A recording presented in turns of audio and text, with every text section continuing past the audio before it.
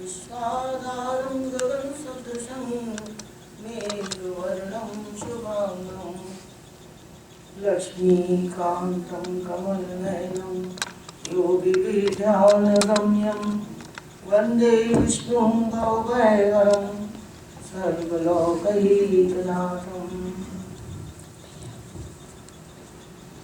यं ब्रह्मा वरुणेन्द्ररुद्रमरुतः स्तुवन्ति दिव्यैस्तवैः वेदैः साङ्गपदक्रमोपनिषदैः गायन्ति यं सामगाः।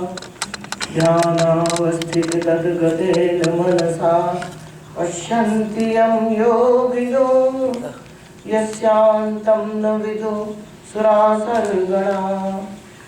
देवाय तस्मै नमः।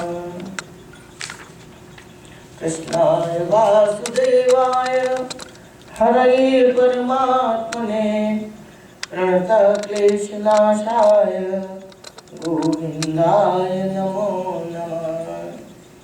नमो देव्यै महादेव्यै शिवायै सततं नमः। नमः प्रकृत्यै भद्रायै नीतापहृतास्मताम्।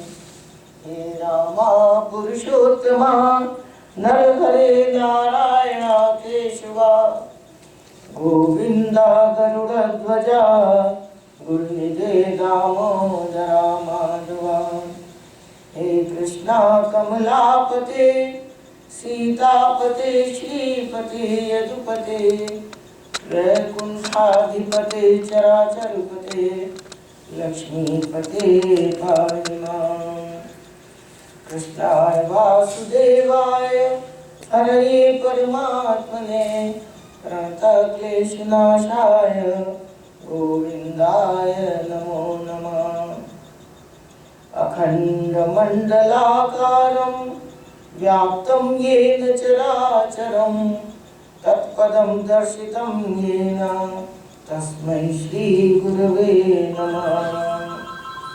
गुरुर्ब्रह्मा गुरुर्विष्णु गुरुर्देवो महेश्वर गुरु साक्षात् परब्रह्म तस्मै श्री गुरवे नमः। तस्मै श्री गुरवे नमः। तस्मै श्री गुरवे नमः।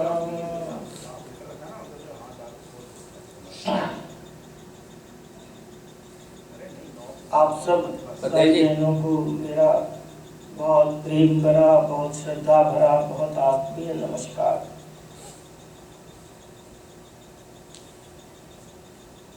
आप सब यहाँ बड़ी उत्सुकता से इकट्ठे हुए हैं। आज मेरे दिमाग में है थोड़ा गीता पर बातचीत करूं। प्रवचन नहीं करती, मैं साधु संत नहीं हूँ, जैसे आप हैं वैसे ही ग्रस्त महिला हूँ, लेकिन मन होता है थोड़ा गीता पर बात करें। गीता असल में हम लोग भारत में दो ग्रंथ हैं, रामचरितमानस और गीता। जैसे हम उसी में सांस लेते हैं, उसी में जीते हैं, हमारी भारतीय संस्कृति की रीढ़ है। हम अपनी नित्य की समस्याओं का समाधान गीता में, रामचरितमानस में पाते हैं। हम पढ़ते हैं, भक्ति में उसका आनंद लेते हैं और गीता से जुड़ते हैं तो ईश्वर से भी जुड़ते हैं। उसके गीता के माध्यम से हमारा कृष्ण के प्रति आकर्षण जागृत होता है। कृष्ण नाम का ही अर्थ आकर्षण है। कृष्ण के प्रति आकर्षण एक इतना सहज स्वाभाविक है। मैं समझती हूँ आप सभी के घर में छोटे मोटे बाल मुकुंद लड्डू गोपाल होंगे। भारत के लोग तो रखते ही हैं और बड़े प्यार से उनकी सेवा पूजा करते हैं, नहलाते धुलाते हैं। लेकिन वही बाल कृष्ण गीता के गायक हुए। आगे चलकर उन्होंने एक इतना बड़ा शास्त्र हमारे देश को, क्या पूरे विश्व को, पूरे जनमानस को दिया है कि वो जीवन जीने का माध्यम है। वो संतों की केवल ये हम सोचे कि संतों के लिए गीता है, ऐसा नहीं। हम गृहस्थ लोगों के लिए गीता है। हम उसमें पढ़ते हैं, अपने जीवन की समस्याओं का समाधान प्राप्त करते हैं। गीता में जो युद्ध की बात है अर्जुन के विषाद योग से शुरू होती है, तो ये गीता भगवान ने कृष्ण गीता में कहा है अंत में 18वें अध्याय में कि जो ये गीता मेरे भक्तों में कहेगा, मेरे भक्तों को सुनाएगा, जो मेरे भक्त इसको सुनेंगे, उनके द्वारा मैं ज्ञान यज्ञ से पूजित होऊंगा। तो ये गीता पर बातचीत करना भी एक बड़ा आनंद का विषय है और ईश्वर के प्रति इससे समर्पण भी ज्यादा जागृत होता है। एक संत है भारत में, तो बचपन में पिता ने उन्हें शिक्षा दी, पढ़े लिखे, 7वीं 8वीं क्लास तक पढ़े। पता नहीं उनके मन में कहाँ से प्रेरणा आ गई कि मुझे गीता पर ही पढ़ना है, गीता पर ही बोलना है, आगे चलकर मैं गीता पर बोलूंगा। कैसे आप देखिए भगवान इच्छाएं पूरी करते हैं, और विशेषकर गीता के लिए जब वो संकल्पित हो गए तो घर से निकल पड़े 12-13 वर्ष की अवस्था में, और वो देखे कि मैं कहीं ऐसी जगह शिक्षा प्राप्त करूं जहां मैं गीता का अध्ययन अच्छे से कर सकूं। लेकिन उनके मन में एक कामना ये भी थी कि मैं श्रम करके पढ़ूंगा गीता। ऐसा नहीं कि मैं केवल कोई मुझे पढ़ा दे, मैं कहीं रहकर पाठशाला में किसी आश्रम में शिक्षा प्राप्त कर लूं, लेकिन नहीं, मैं उसके बदले परिश्रम भी करके जीना चाहता हूँ। क्योंकि केवल ग्रहण करना, ये भी एक लोगों की मन की मानसिकता होती है कि गिव एंड टेक होना चाहिए बराबर। केवल ग्रहण ही करें, उसके बदले में कुछ दें नहीं, या तो मुद्रा दें या श्रम दें या और कुछ दें, तो उससे हमारा जो लाभ हम लोग प्राप्त करते हैं वो अधिक कई गुना हो जाता है, और हमको लगता है कि हमने अपने अधिकार की चीज प्राप्त की है। संत वहां से निकल पड़े घर से, कहीं उनको ऐसी जगह नहीं मिली जहाँ पर कि वो गीता का अध्ययन प्राप्त कर सकें और आगे की शिक्षा प्राप्त कर सकें। ऐसे कि ये लगे लोग जहाँ भी जाए कहें यहाँ रहो, खाओ पियो और पढ़ो, अध्ययन करो, गीता भी पढ़ो, अध्ययन भी करो। तो इतने निराश हो गए वो संत जो अपने बचपन में 12-13 किशोर अवस्था में, तो उनको लगा कि तो जीवन ही मेरा बोझ हो गया। जो मैं चाहता था, मैं घर से निकला, मुझे तो कुछ मिल नहीं रहा है। तो यहाँ तक कि उन्होंने आत्महत्या करने की सोच ली। अब वो स्टेशन पर घूम रहे कि यहाँ ट्रेन कब आएगी, कब ट्रेन आए, कब मैं ट्रेन के नीचे जाकर सो जाऊं। तो वो प्लेटफॉर्म पर इधर से उधर चक्कर खा रहे। इतने में देखिए कि कृष्ण कैसे मन की इच्छा पूरी करते हैं। योगक्षेमम वहाम्यहम्, जो गीता में कृष्ण ने कहा है, किस प्रकार से इच्छाएं उनकी वो ध्यान रखते हैं कि कौन मेरे लिए घर से निकल पड़ा है, किसकी मैं मुझे इच्छा पूरी करनी है, किसके काम पूरे करने हैं। तो एक बालक आता है उनके पास और उनसे कहता है कि आप यहाँ क्यों घूम रहे हैं। तो उन्होंने कहा कि मुझे मरना है इसलिए घूम रहा हूँ। बोले नहीं, अभी सामने एक संत टहल रहे हैं बाबा जी, वो आपको याद कर रहे हैं, आप वहाँ चलिए, उनसे मिलिए। अब कौन बाबा जी, कौन याद कर रहा है, वो तो वैसी अपरिचित जगह पर, उनको बड़ा आश्चर्य होगी। लेकिन फिर भी ठीक है, एक बच्चा कह रहा है, 9-10 साल का बच्चा आया उनको बुलाने, तो बोले ठीक है मैं चलता हूँ। तो उसके साथ वो बाबा जी के पास पहुँच गए। बोले भाई तुम यहाँ पर क्यों घूम रहे हो, क्यों टहल गए हो, कोई तो तुम्हारा उद्देश्य है। तो कहने लगे कि महाराज जी मैं विद्या प्राप्त करना चाहता हूँ, लेकिन मैं साथ में परिश्रम भी करना चाहता हूँ। मैं केवल ये नहीं कि केवल मुझे विद्या का दान दे दिया जाए, मैं उसके बदले कुछ स्वयं न दूं। तो उन्होंने कहा ठीक है, मेरा आश्रम है, यहाँ पर तुम रहो, यहाँ भोजन भी तुम्हें मिलेगा, यहाँ पर तुम रहोगी, सब काम जो तुम चाहो वो काम भी करो, और तुम छोटे बच्चों को पढ़ाओगी। तो बड़े प्रसन्न हो गए। वहाँ इस तरह से उन्होंने विद्या प्राप्त की, शिक्षा प्राप्त की और गीता का अध्ययन किया। इस प्रकार से आप देखिए कि योगक्षेमम वहाम्यहम्, सब लोग हमारे यहाँ भारत में जो बीमा करते हैं उस पर लिखा रहता है योगक्षेमम वहाम्यहम्। तो भगवान किस तरह से इच्छा पूरी करते हैं और कब कहाँ किस रूप में क्या निर्देश दे देते हैं, ये बड़े आश्चर्य की भी बात होती है, लेकिन ये होती है। गीता अपने आप में एक सिद्ध ग्रंथ है, कृष्ण के मुख की निकली हुई वाणी है। तो इसको बाद में वेद व्यास जी ने लिखा है, तो वो तो प्रत्यक्ष दर्शक थे, देखते थे, दृष्टा थे, तो उन्होंने सब उसको लिखा। ऋषि तो हमारे यहाँ दृष्टा होते हैं, तो उन्होंने उसको लिखा है। लेकिन वो कृष्ण के मुख की वाणी है, तो उसका एक एक अक्षर, एक एक बिंदु सब सत्य है, सब सिद्ध है। आज मैं सोचती हूँ आप लोगों से थोड़ा कर्म पर बात करूँ। हम लोग रोज ही काम करते हैं, जो भी काम करते हैं वो सब हमारे कर्म हैं।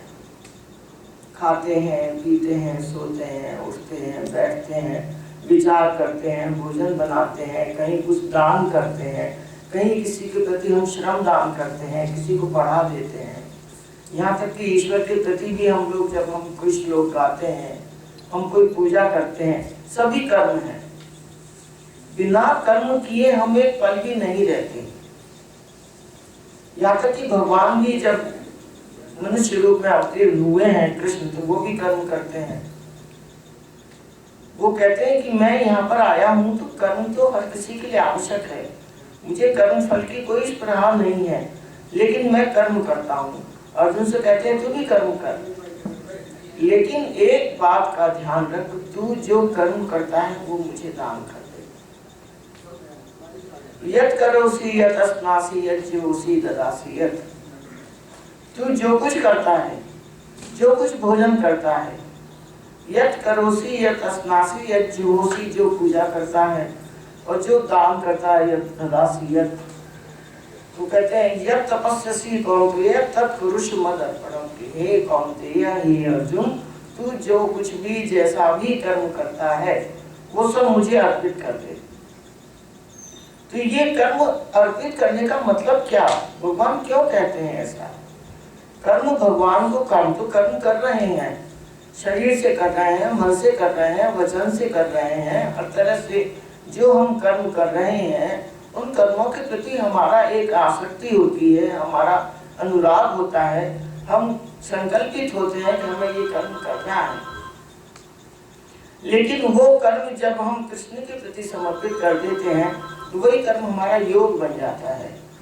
आपने सुना होगा कि गीता को कहते हैं कर्म योग का ग्रंथ है। तो कर्म कैसे योग बन जाता है? यही सामान्य कर्म है, इन्हीं कर्मों को हम करते हैं। लेकिन जब हम कृष्ण को समर्पित कर देते हैं तो हम उस कर्म को योग बना लेते हैं। कैसे योग बना लेते? योग का अर्थ है जोड़ना, दो वस्तुओं का आपस में जोड़, ये योग है। तो कैसे? हम कृष्ण से जुड़ जाते हैं। भगवान को जब हम कहते हैं कृष्णार्पणमस्तु, तो कहीं कृष्ण की स्मृति हमारे मन में आती है, कृष्ण के प्रति प्रेम हमारे मन में जागृत होता है, कृष्ण के प्रति हमारे मन में श्रद्धा जागृत होती है, कहीं भक्ति का भाव जागृत होता है। जब हम अपनी कोई वस्तु कृष्ण को अर्पित करते हैं, हमारा प्रेम भी अर्पित करते हैं, हम समर्पण करते हैं। भक्त तो पूरी तरह भगवान के प्रति समर्पित ही रहता है। वो जो भक्त उनके प्रति समर्पित रहता है उसी को निर्भरा भक्ति कहते हैं, कि पूरी तरह बाल्यवत कृष्ण के प्रति समर्पित होना। तुलसीदास ने रामायण में लिखा है कि कर्म प्रधान विश्व करी राखा, जो जस करही सो तस फल चाखा। कि सारा संसार कर्म प्रधान है, कोई भी व्यक्ति कोई भी कुछ कर्म किए बिना नहीं रह सकता। हम भी कर्म करते हैं, पशु भी कर्म करता है, लेकिन आप देखिए हमारे कर्म में पशु के कर्म में बहुत अंतर है। हमको ईश्वर ने विवेक दिया है, विचार शक्ति दी है, ज्ञान दिया है, हम किस कर्म को करना है, किस कर्म को नहीं करना है। हमारे अंदर से आत्मा भी कभी बोलती है कि ये करना है, ये उचित नहीं है, ये नहीं करना, ऐसा होता है। तो हम कर्म करते हैं, हम वहाँ ऐसे कर्म करने के लिए स्वाधीन है। ईश्वर ने हमें विवेक दिया है, तुम ये करो या ये करो, अच्छा चुनो या बुरा चुनो, ये दो रास्ते हैं, जो जिस पर तुम्हें चलना है चलो। पशु जगत में ऐसा नहीं है। जैसा ईश्वर ने स्वभाव बना दिया, जैसा उनको जो अपने जन्म के साथ जैसा स्वभाव लेकर के आए हैं वही करते हैं। खाना पीना उनके यही नित्य कर्म है। उनको कोई विवेक नहीं है कि मुझे इसकी, अब कुत्ते को जरूर थोड़ा हम कहते हैं कि स्वामी भक्त होता है, और दूसरे पशुओं को भी हम पालते हैं, प्रेम हो जाता है, लेकिन वो केवल स्वाभाविक कर्म करते हैं, वो स्वाधीन नहीं है कर्म करने के लिए। ये मनुष्य ही है जो कर्म करने के लिए स्वाधीन है। लेकिन उस कर्म के साथ हमारे अंदर ये होता है कि हम ये कर्म कर रहे हैं। कर्मण्येवाधिकारस्ते मा फलेषु कदाचन। भगवान ने कहा है कर्म पर तेरा अधिकार है, फल पर अधिकार नहीं है। लेकिन माँ कर्म फल हेतु गुरु माते संगेस्तु अकर्मणि। तू अकर्मण्य रहने के प्रति भी आसक्त मत हो। तू ये मत सोच कि मैं कर्म ना करूं, मुझे कर्म का बुरा फल मिलेगा तो क्या होगा, मेरा ऐसा होगा तो क्या होगा। तू इस संकल्प विकल्प में मत पड़, तू कर्म कर, कर्म पर तेरा अधिकार है। और हम लोग देखते हैं अभी बच्चे हैं, मान लो पढ़ रहे हैं, परीक्षा दे रहे हैं, तो कर्म पर उनका पूरा अधिकार है, पढ़ने पर उनका अधिकार है। अब उनका रिजल्ट क्या आएगा, कैसा आएगा, ये अधिकार एग्जामिनर के हाथ में है, बच्चों के हाथ में नहीं है। ईश्वर हमने बीज बोया, हम उसमें पानी भी दे रहे हैं, खाद भी दे रहे हैं, सब कुछ कर रहे हैं, लेकिन वो बीज का पेड़ कैसा उगेगा ये प्रकृति के, ईश्वर के हाथ में है, हम लोगों के हाथ में नहीं है।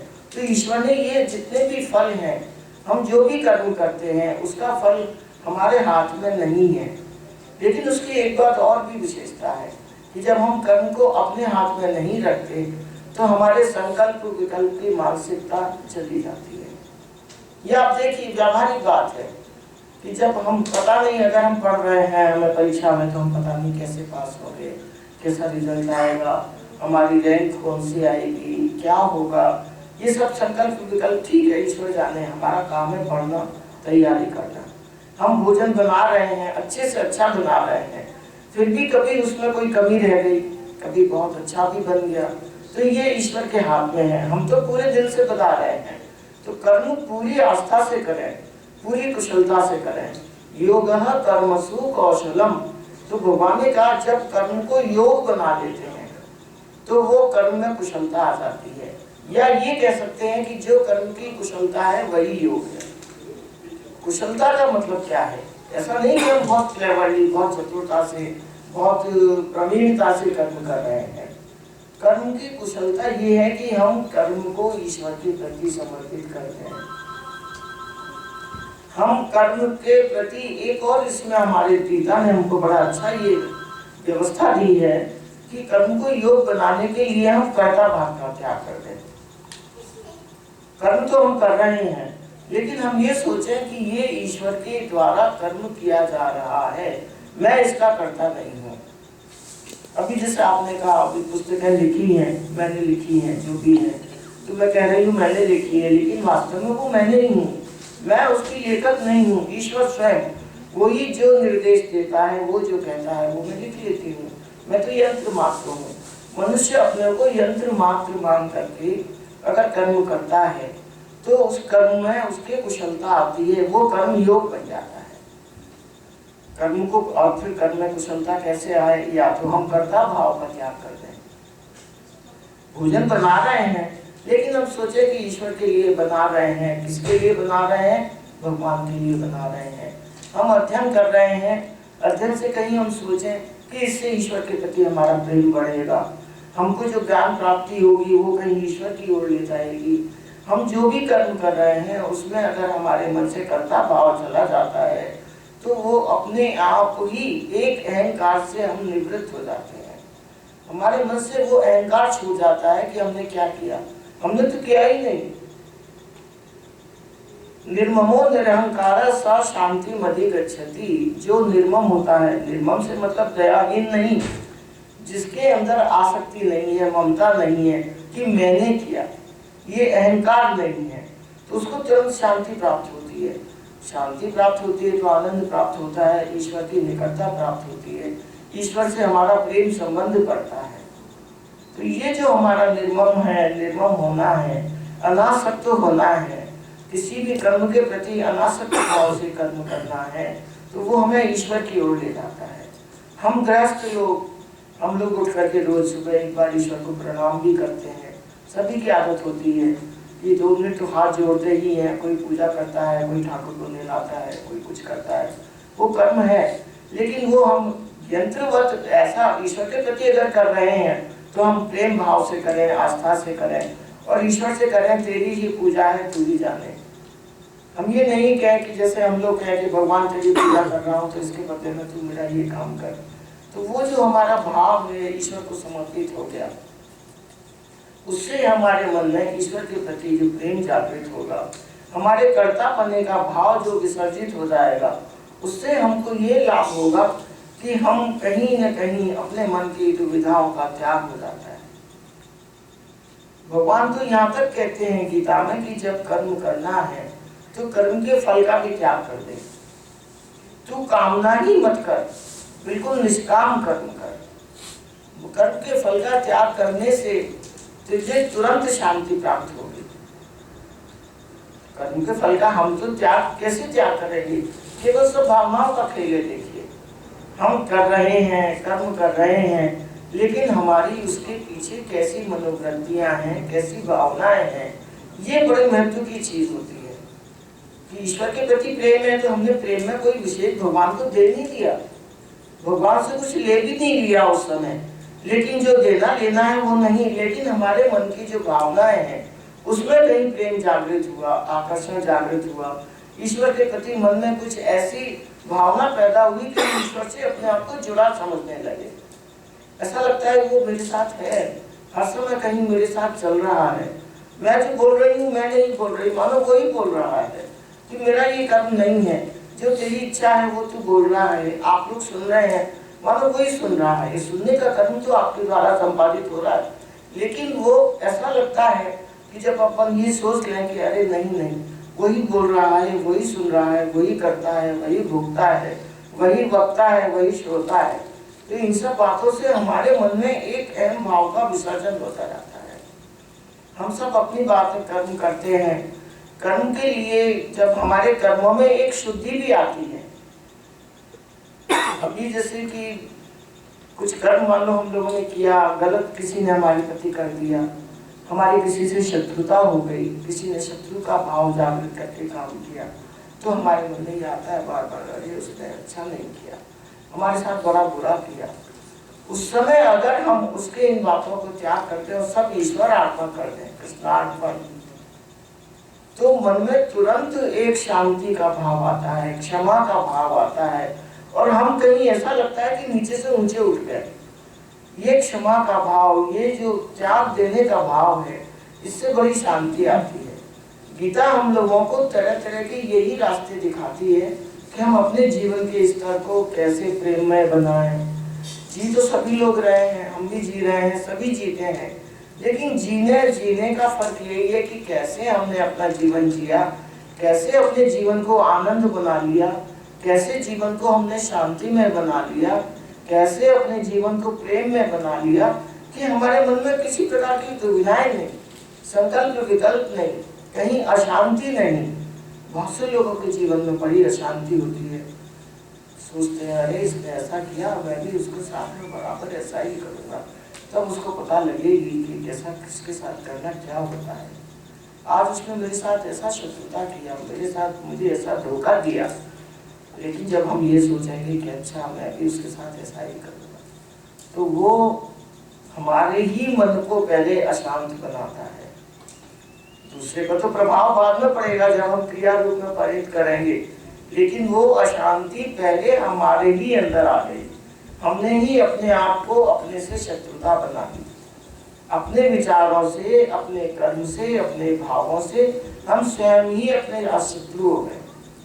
गीता बड़ी अच्छी बात कहती है कि आदमी स्वयं ही अपना शत्रु है, स्वयं ही अपना मित्र है, स्वयं ही अपना बंधु है, स्वयं ही अपना सखा है। उद्धरेत आत्मना आत्मानम, भगवान बड़ी अच्छी बात कहते हैं कि व्यक्ति अपने ही द्वारा अपना उद्धार करता है। हम सुधार करते हैं तो दूसरा हमारा सुधार नहीं कर सकता, हमको स्वयं ही अपना सुधार करना है।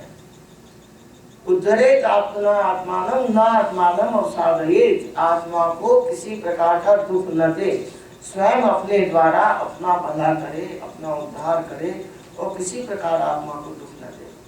आत्मा ही आत्मनो बंधु, आत्मा ही आत्मा का मित्र है, भाई है, सखा है, बंधु है, और आत्मा आत्मा ही शत्रु है। तो मनुष्य अपने आप ही अगर वो अपने कर्मों को सत्कर्म बना लेता है, ईश्वर को समर्पित कर देता है, ईश्वर भाव से कर्म करता है, प्रेम भाव से कर्म करता है, तो उसमें आत्मी दुर्बल व्यक्ति अपना ही कल्याण करता है। दूसरे के प्रति कुछ हमने बुरे भाव मन में लाए, ईर्ष्या भाव मन में आया, द्वेष भाव मन में आया, तो हम अपने आप को ही जलाते हैं। ईर्ष्या जिस व्यक्ति के हृदय में है उसी को जलाती है, क्रोध जिस व्यक्ति के हृदय में है उसी को जलाता है, द्वेष जिस व्यक्ति के हृदय में है उसी को जलाता है। बाद में हम कर्म करेंगे तो वो हम और भी पतित होंगे और उसका बुरा करेंगे तो वो तो बाद में उसका बुरा होगा, उसको तो बाद में दुख मिलेगा, लेकिन हमने तो खुद अपने आप को ही दुखी कर लिया। तो गीता कितनी अच्छी हम लोगों को जीवन जीने की ऐसी तरह तरह की व्यवस्थाएं देती है कि भाई तुम अपने आप को कैसे जीवन जियो कि जीवन में सुख रहे, शांति रहे, आनंद रहे। अभावों में भी व्यक्ति सुख शांति से आनंद से जी सकता है अगर हम अभावों का बोध न करें। अभाव का बोध क्या होता है? हम लोग देख रहे हैं कि कोई वस्तु है, हमारी आवश्यकता अगर पूरी हो गई है, एक तो बहुत ही ऐसा अभाव होता है कि आवश्यकताएं नहीं पूरी होती हैं, लेकिन कई बार अभाव की मानसिकता हो जाती है कि वस्तु है वो नहीं है तो भी काम चल रहा है, हमारा जीवन चल रहा है, उसके नहीं होने से हमें कोई फर्क नहीं पड़ रहा, लेकिन हमारे अंदर जो अभाव का बोध आ जाता है वो हमको दुखी कर देता है। कैसे कि अरे उसके पास इतना अच्छा घर है, मेरे पास तो ऐसा घर नहीं है। अभी जो बोध आ गया अभाव का, उससे हम दुखी हो गए। नहीं है अगर बोध तो हम उसी में मस्त हैं, उसी में आराम से रह रहे हैं। वो इतना अच्छा दान कर रहा है, इतना सब कर रहा है, भजन कर रहा है, मेरे पास तो साधन ही नहीं है इतने, कोई बात नहीं है।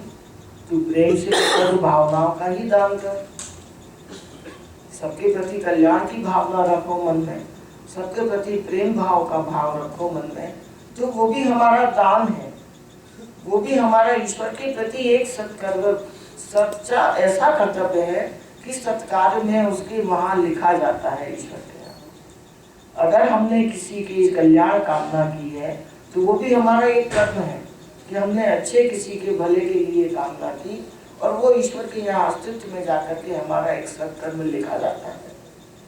किसी का बुरा सोचने से हमारा एक बुरा कर्म ईश्वर के यहाँ लिखा जाता है, क्योंकि विचारों से भी अच्छा बुरा किया जाता है।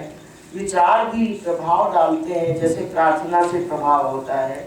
हम किसी के अच्छे के लिए प्रार्थना करते हैं तो कहीं ना कहीं जाकर के अवश्य ही उसको उसका प्रभाव मिलता है।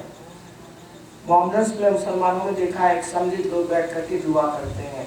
हम लोग भी सम्मिलित बैठ करके प्रार्थना करते हैं, चर्च में करते हैं सम्मिलित प्रार्थनाएं। तो ये हमारी सद्भावनाएं सत्कर्म रूप में जा करके पूरी तरह प्रभाव डालती है। उससे हमें समझ में आता है कि ईश्वर का अस्तित्व है, ईश्वर मौजूद है और वो हमारी जो प्रार्थनाओं को, हमारे अच्छे विचारों को देखता है, ग्रहण करता है और उसका प्रतिफल भी देता है। जिसके लिए हमने वो प्रार्थना की है कहीं ना कहीं जाकर के उसको फल मिलता है। तो ये हमारा एक सत्कर्म हो जाता है। लेकिन फिर वही हम आते हैं कि हम उसका अहंकार न करें। जो कुछ किया ईश्वर अर्पित कर दिया, कृष्णार्पणमस्तु। तो उससे ईश्वर के प्रति जो हमारा एक भाव है, हम अहंकार से बचते हैं। अहंकार जब अपने मन में आता है तो हम विनाश की ओर बढ़ते हैं।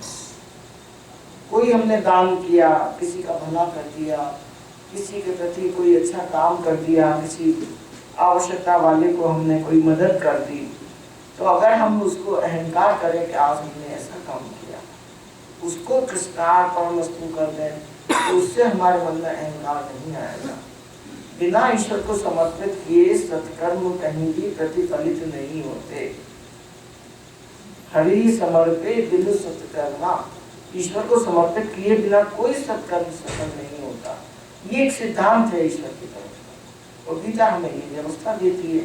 भगवान साफ कहते हैं अर्जुन से कि तू जो करता है, तू जो खाता है, तू जो पीता है, तू जो जप करता है, जो तपस्या करता है, सब मुझे अर्पित कर दे। मन से मेरा भक्त बन। ऐसी आवश्यकता नहीं है कि हम जाएं, घंटी बजाएं, ईश्वर के साथ सामने बैठ करके पूजा करें, आरती करें। ये करें तो बहुत अच्छी बात है, ये तो हमारे कर्म ईश्वर के प्रति है ही। लेकिन अगर हमें इतना समय नहीं मिल रहा है या हम किसी कारण से वो सब नहीं कर पा रहे हैं, तो हम ये नहीं सोचे कि हम भगवान का कुछ नहीं कर रहे। अपने मन से मन मना भव मत भक्तो मत त्याजी माम नमस्कुरु। भगवान साफ कहते हैं कि तू अपने मन को मेरे प्रति अर्पित कर दे, मेरे मन वाला हो जा, मेरा भक्त हो जा। मयि अर्पित मनोबुद्धि, मेरी अपने मन और बुद्धि को मुझे अर्पित कर दे, उतने में ही तू मेरा भक्त हो गया। तो ईश्वर की भक्ति कितनी सरल व्यवस्था, हमारी संस्कृति में गीता जैसा ग्रंथ वो इतनी सरल व्यवस्था हमको देता है कि हमको उससे फिर आत्मसंतुष्टि मिलती है। हम जब ईश्वर के प्रति हम छोटा सा एक प्रणाम भी कर लेते हैं तो हमको लगता है आज हमने ईश्वर का स्मरण कर लिया।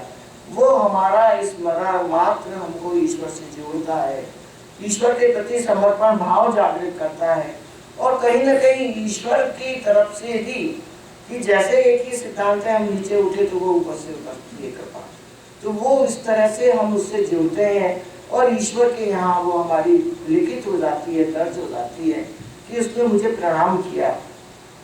एक बड़ी छोटी सी घटना, हम लोग अक्सर कथा कहते हैं,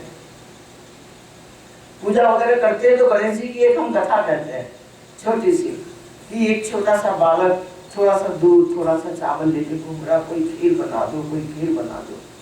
तो सब लोग कह रहे इतने से कि क्या खीर बनेगी, लेकिन एक ओल्ड लेडी थी, उसको लगा कि बच्चे का इतना मन है, ये घूम रहा है, लाओ खीर बना दे। तो उन्होंने खीर बना दी।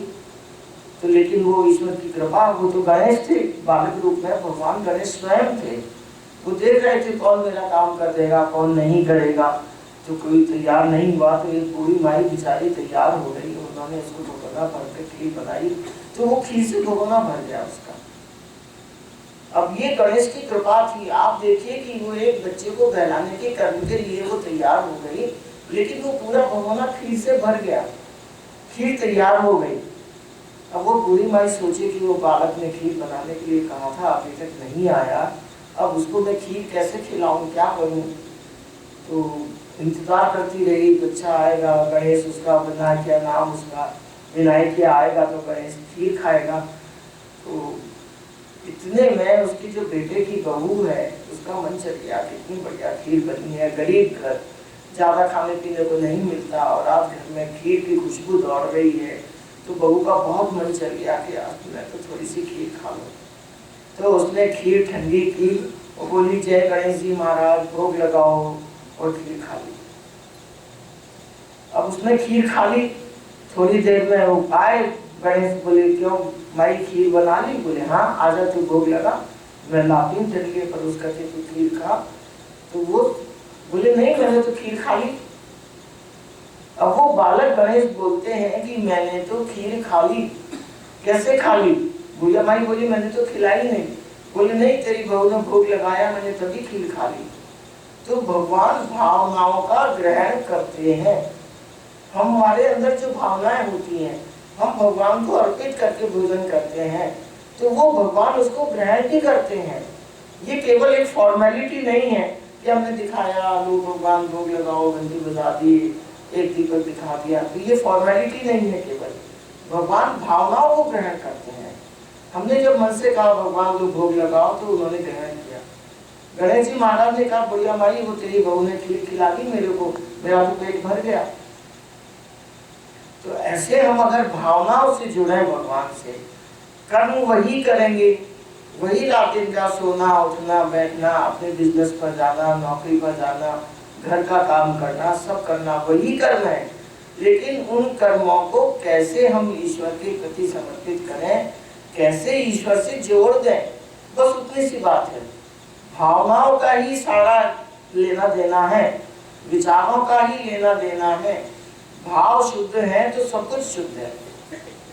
अगर हम भोजन बना रहे हैं और हमारे मन में ये भाव है कि ये मैं कृष्ण के लिए बना रही हूँ, ये मैं कृष्ण का भोग बना रही हूँ, तो वो भोजन शुद्ध हो गया।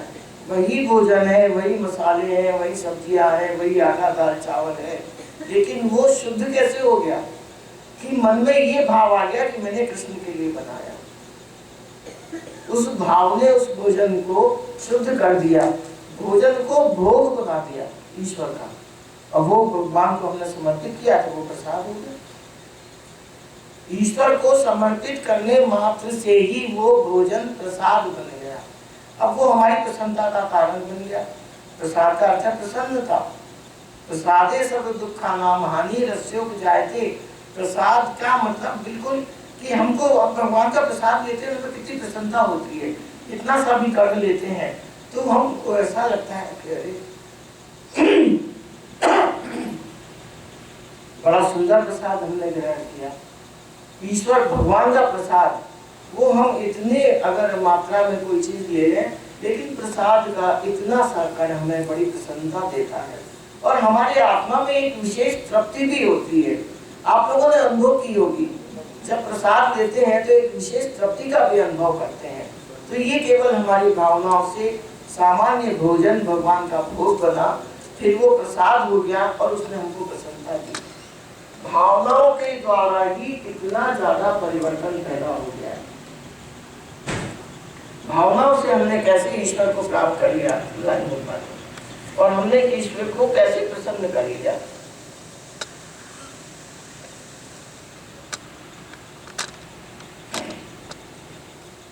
ये सारी बातें भगवान जब कहते हैं मन मना भव, तू युद्ध करेगा अर्जुन, ये जो युद्ध में तू आज युद्ध के मैदान में खड़ा है और तेरे मन में ये भाव आ गया कि मैं युद्ध नहीं करूंगा, तो ऐसा नहीं, तू युद्ध कर लेकिन मेरे को हृदय में धारण कर। युद्ध कर लेकिन तू ये मत सोच कि तू युद्ध कर रहा है, ये युद्ध मैं कर रहा हूँ, तेरे द्वारा तो केवल संपन्न होगा।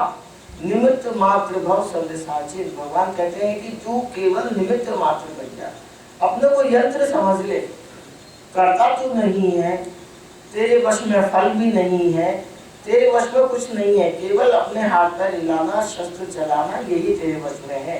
इसका क्या फल होगा ये भी तेरे हाथ में नहीं है। जब ये महाभारत का युद्ध समाप्त हो गया, उसके बाद भगवान अर्जुन को यह अहंकार हो गया कि युद्ध मैंने जीता है। अर्जुन को लगा मेरे गांडीव के कारण ये सारे इतने शत्रु मैंने मारे हैं, सब मेरे गांडीव से निकले बाणों से सब शत्रु मरे हैं, तो ये मैंने मारे हैं। इतना गीता सुनने के बाद भी कहीं उसके मन में ये बात आ गई कि मैंने मारे हैं। तो भगवान ने कहा कि अब इसको क्या करें, कैसे करें। तो इतना में उन्होंने एक वृक्ष पर एक शेर था, बर्बरीक था, एक घटोत्कच का पुत्र, तो वो बर्बरीक युद्ध देखना चाहता था महाभारत का, और भगवान ने किसी कारण से वो बर्बरीक चाहता था ये महाभारत का युद्ध होगा तो मैं जिस तरफ जाऊंगा उस तरफ जीत होगी, उसको ये वरदान था।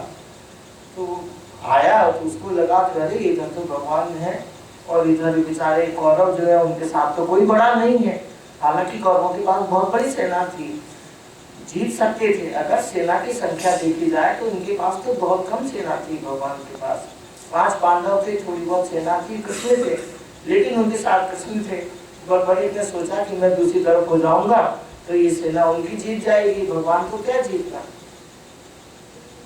तो लेकिन भगवान ने देखा कि अगर ये वास्तव में उनकी तरफ हो गया तो गीता कौरवों की तरफ जीत का तो बड़ा एक आश्वासन तो है ही।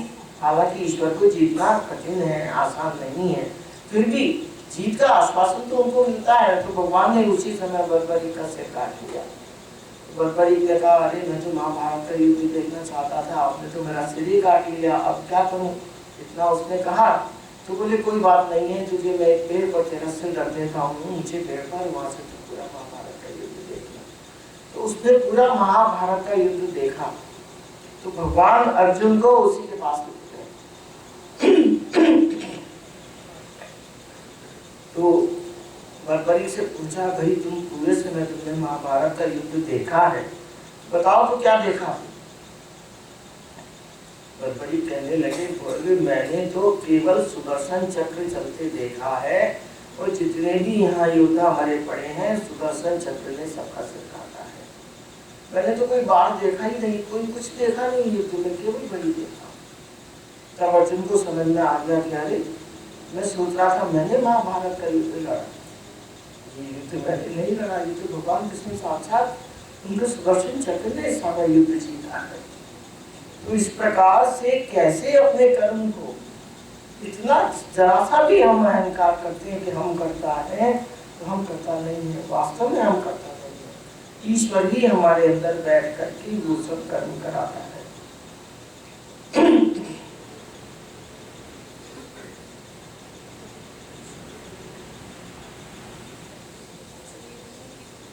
यहाँ तक कि हम जो भोजन करते हैं, भोजन करने की क्रिया तो हमने संपन्न की, हमने खुद खाया, जैसा कि जो भी भोजन उपलब्ध हुआ हमने खाया, लेकिन उसको हजम करने की प्रक्रिया स्वयं भगवान कृष्ण करते हैं। हम उस भोजन को हम चाहें कि हम चाहे जैसा हजम कर लें, गोलियां खा लें, वो कर लें, दवाइयां खा लें, वो एक अलग बात है। लेकिन सामान्य रूप से उस भोजन को हजम करने की प्रक्रिया भगवान स्वयं करते हैं। वो बोलते हैं अहम वैश्वानरो भूत्वा प्राणी नाम देहमाश्रित प्राणापान समायुक्त पचामि अन्नम चतुर्विधम्। मैं ही प्राणियों की देह में अग्नि रूप बनकर, पेट में हमारी जठराग्नि होती है, जिसको कहते हैं ना, वैद्य लोग कहते हैं, कभी किसी का वैद्य से काम पड़ा हो तो वैद्य कहते हैं इसकी अग्नि बंद हो गई। अब यहाँ अंग्रेजी में क्या कहते हैं मुझे नहीं मालूम है, लेकिन जब किसी का डाइजेशन वीक हो जाता है तो कहते हैं इसकी अग्नि मंद पड़ गई है पेट की। तो पेट की जो अग्नि है वो जठराग्नि कहलाती है, और वही कृष्ण जठराग्नि रूप में हमारे अंदर हमारा जो खाया पिया भोजन है वो सब हजम करते हैं। वही कृष्ण जो है वो हमारे अंदर मौजूद है। अहम वैश्वानरो भूत्वा, वो साफ कहते हैं कि मैं पेट की अग्नि जठराग्नि बनकर तेरे अंदर जो तू खाता है उसको हजम करता हूँ। तो यहाँ तक हमारे शरीर में रक्त बनने की प्रक्रिया है, हम तो नहीं बना रहे।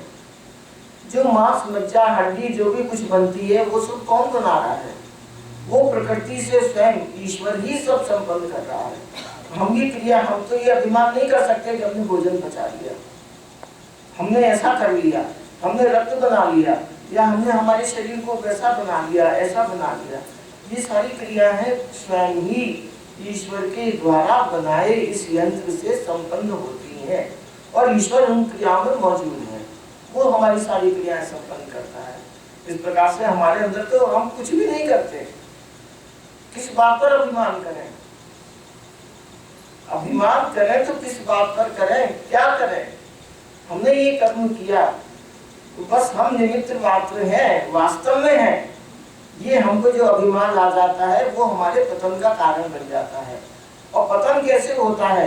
फिर उस अभिमान के कारण हमारे कर्म की कुशलता कम हो जाती है।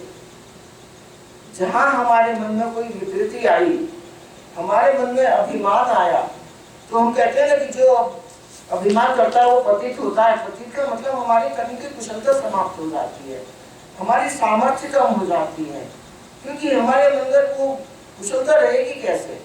जब हमने अपने आप को कर्ता मान लिया, हमने अपने आप को सब भोक्ता मान लिया, सब कर लिया, तो वो कुशलता हम ईश्वर से अलग हो गए, प्रकृति के नियमों से कहीं ना कहीं अलग हो गए। ये सारे प्रकृति के नियम हैं, मनुष्य के बनाए हुए नहीं है। आज हम विज्ञान में कितनी भी खोज कर लें तो विज्ञान प्रकृति के उन नियमों की खोज कर रहा है, हम सभी जानते हैं। मैं तो विज्ञान की विद्यार्थी नहीं हूँ, मैं तो साहित्य की विद्यार्थी हूँ, लेकिन फिर भी जो विज्ञान खोज कर रहा है, जो है उसकी खोज कर रहा है। ये मनुष्य का शरीर ईश्वर ने बनाया है, विज्ञान ने नहीं बनाया। अब विज्ञान उसकी खोज कर रहा है कि कैसे इसमें हम भोजन करते हैं, कैसे हजम हो जाता है, कैसे रक्त बन जाता है, कैसे बालक इतने से इतना बड़ा हो जाता है। ये सारे सब ईश्वर का ही बनाया चमत्कार है, हमारी रचना ईश्वर ने ही की है। माता पिता केवल निमित्त है, माता पिता निमित्त हैं हमको जन्म देने के, लेकिन सब करता ईश्वर है। कैसे हम लोग गर्भ में बच्चा बड़ा हो जाता है, पल जाता है, कैसे वहाँ उसको सब भोजन पानी किस प्रकार से मिलता है, कैसे वो सांस लेता है, कहाँ से उसको वायु ऑक्सीजन मिलती है, कैसे उसका दिल धड़क लेता है, ये सारी चीजें कैसे संपन्न होती है? सब ईश्वर के द्वारा संपन्न होती है, सब प्रकृति के द्वारा ही संपन्न होती है। प्रकृति का मतलब ईश्वर की बनाई प्रकृति। मम माया दुरत्या, भगवान कहते हैं मेरी ही माया है, मेरी ही माया से सब काम संपन्न होते हैं। तो भगवान स्वयं माया रूप में अवतरित होकर के अपने आप ही मकड़ी जैसे अपने जाले से बना लेती है कितना बड़ा जाला, तो भगवान स्वयं ही सब रूप बनते हैं। हमारा जो शरीर है, हम जो कर्म करते हैं, हम जो जैसा सोचते हैं विचारते हैं, ये सब रचना ईश्वर की ही है, हमारी अपनी कोई रचना नहीं है। जैसे कि मकड़ी अपना जाला बनाती है, तो मकड़ी कैसे अपने अंदर से ही पैदा करके बनाती है। तो वो जाला भी मकड़ी का ही कोई हिस्सा है, मकड़ी से अलग नहीं है। आपने देखा होगा कि मकड़ी, अब यहाँ तो खैर अमेरिका में बहुत सफाई रहती है, मकड़ी नहीं होती, इतने जाले नहीं होते, फिर भी जो भारत में रहे हैं लोग तो जाला तो होता है कई घरों में। यहाँ बहुत ज़्यादा सफाई है तो मकड़ी नहीं देखी होगी, जो यहाँ पैदा हुए होंगे उन्होंने मकड़ी शायद न देखी हो। लेकिन मकड़ी एक कीड़ा होता है इस तरह का, और वो अपने थूक से एक तागा बनाता है और उसका चारा बनाता है, तो वो उसको उसी में रहता है। मकड़ी जो कीड़ा है वो कीड़ा उसी में रहता है, अपने द्वारा बनाए हुए जाले में, लेकिन उसको बाहर से कहीं कुछ लाना नहीं पड़ता, सारा उसी का खुद का ही प्रोडक्ट है, उसी से वो बना लेता है, उसी में वो रहता है। तो इस प्रकार से कैसे ईश्वर भी हमको अपने ही सब उसके उपकरण है जिससे उसने हमको बनाया। हम ईश्वर की रचना है, ईश्वर के बनाए हुए हैं, ईश्वर के ही अंश हैं। ईश्वर अंश जीव अविनाशी, ईश्वर का ही बनाया हुआ ये जीव है, आत्मा भी ईश्वर की अंश है। तो हम कैसे अपने आप को मान ले अलग है हम ईश्वर से, या हम इस कर्म के करता है, हमने ये किया है, अपने आप को हम ईश्वर से जुड़ा हुआ माने, तो हमारे अंदर एक योग कर्म की जो भावना है, वो कुशलता है, वो पैदा होगी। कुशलता से परफेक्टनेस नहीं है। योगा कर्मसु कौशलम जब कहते हैं तो कर्म करने की परफेक्टनेस तो अपनी जगह अलग है, जरूरी है, लेकिन वो कुशलता का मतलब ये है कि हम कर्म के कर्ता नहीं है, हमारा जो ईश्वर है वही हमसे संपन्न करा रहा है। एक तीसरी शक्ति है जो हमको शक्ति देती है, हमको यंत्र बनाती है, हम वो काम करते हैं। इस प्रकार से ये जो जगत है, ये हम लोग हैं, हम जिस जगत में हैं वो सारे कर्म संपन्न होते हैं, और हम कर्म को योग बना लेते हैं, भावनाओं से कर्म को योग बना लेते हैं, ईश्वर से जुड़ जाते हैं। अब हम मूर्ति का दर्शन करते हैं, लेकिन मन में भी तो करते हैं। मन में कैसे कर लेते हैं? हमारे अंदर हमने भावना की और ईश्वर के दर्शन हो गए, तो ये भी एक ईश्वर से जुड़ना हुआ। हर जगह तो मूर्ति नहीं मिलती, हर जगह तो ऐसा नहीं होता, मंदिर नहीं होता, लेकिन फिर भी हम भगवान से जुड़ते हैं। तो कैसे जुड़ेंगे? अपनी प्रार्थना से, अपने मानसिक यज्ञ से, मानसिक तप से, उस ईश्वर से जुड़ते हैं, तो हमारे कर्म सफल होते हैं। जो हमारे कर्म असफल होते हैं वो भी कहीं ईश्वर की कोई योजना होती है।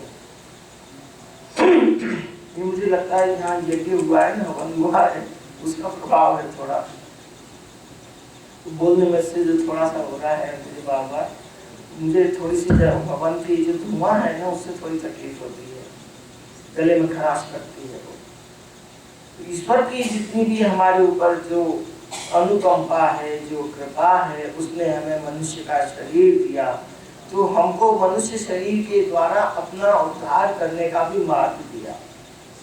उसने कह दिया कि तू खुद ही अपना शत्रु है, खुद ही अपना मित्र है, तू मित्र क्यों न बने, क्यों शत्रु बने, अपना उद्धार कर, तू मुझसे जुड़ जा, अपनी भावनाओं को, अपने कर्मों को, अपनी बुद्धि को, अपने विचारों को, सबको मुझसे जोड़, तो तू मेरा भक्त हो जाएगा।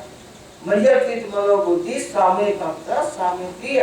भगवान साफ कर देते हैं कि जो अपनी मन बुद्धि को मुझे अर्पित कर देता है वही मेरा भक्त है और वो मेरा प्रिय है।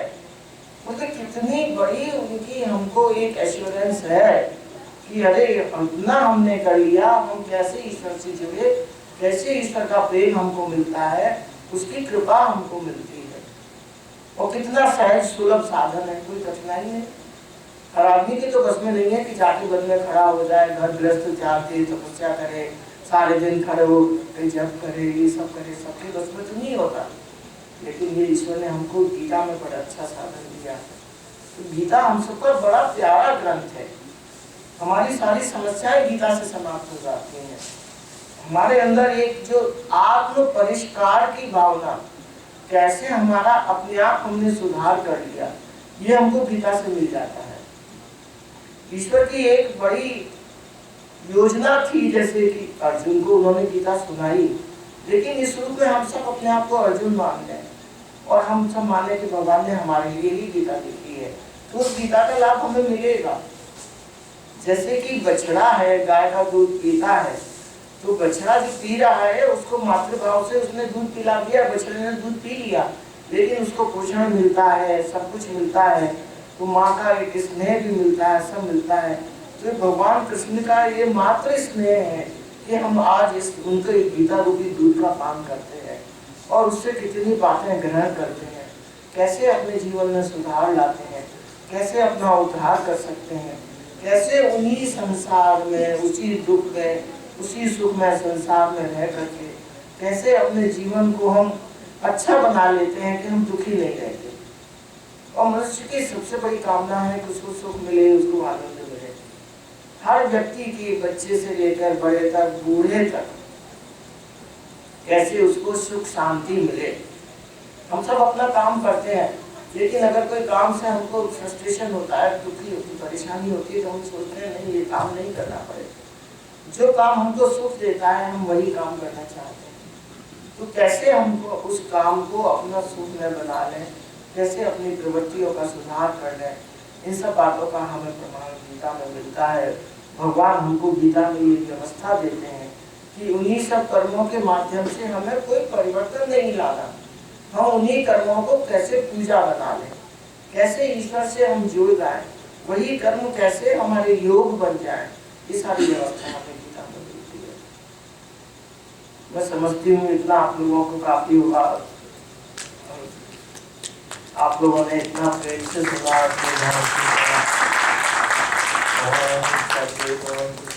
सर्वे संतु निरामया सर्वे दुःखानि पश्यन्तु मा कश्चित् दुःखात् भवेत्।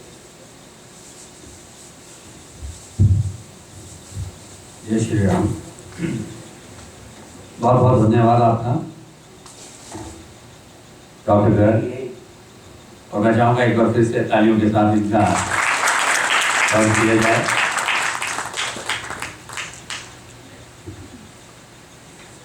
गीता बहुत सुंदर ग्रंथ, हम सब जानते हैं, और उसका जो हार्ट है, हार्ट ऑफ गीता इज कर्म। उसको एक सामान्य भाषा में किसी से कहना और समझाना ये सहल नहीं है। लेकिन मैं धन्यवाद करना चाहूँगा डॉक्टर पुष्पा गर्ग जी का, जिस तरह से इन्होंने कर्म को, उसकी पद्धति को या उस कर्म फल को आप लोगों के साथ जोड़ा है। एक संपादित तौर पर बहुत सुंदर लगा। कुशलता शब्द जो इन्होंने यूज किया हम सब जानते हैं, और हर एक जो एक ही परिभाषा पता है वो है परफेक्शन। आज उस परिभाषा के साथ साथ इन्होंने एक और परिभाषा का जो योग किया है, जहाँ ये कहते हैं कुशलता का मतलब है कर्म को ईश्वर को समर्पित करना। ब्यूटीफुल। और इसके साथ जो इन्होंने बताया कि जब जब आप इस कुशलता को दर्शाएंगे, इसका प्रदर्शन करेंगे, तब तब आपको क्या होने वाला है।